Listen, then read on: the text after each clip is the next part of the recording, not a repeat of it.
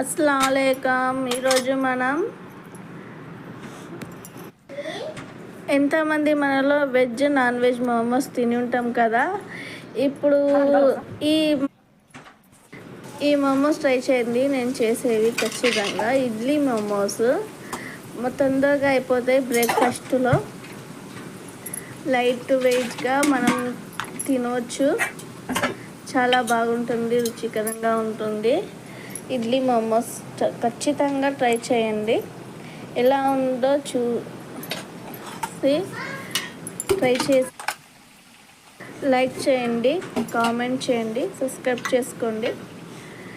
చాలా రోజుల నుంచి వీడియోస్ పెడుతున్నా, చాలా మంది చూస్తున్నారు కానీ లైక్ చేస్తలేరు. ప్లీజ్ చూసే వాళ్ళందరూ ఒక్క లైక్ చేస్తే ఏమీ కాదు, లైక్ చేయండి ప్లీజ్.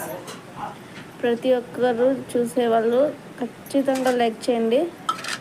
వీడియో నచ్చినట్లయితే సబ్స్క్రైబ్ చేసుకోండి. మన మోమోస్ రెడీ అయినాయి. ఇడ్లీ మోమోస్ చాలా బాగున్నాయి, రుచికరంగా ఉన్నాయి. మీరు కూడా ఖచ్చితంగా ట్రై చేయొచ్చు. పిల్లలకు ఇంకా ఇష్టంగా తింటారు.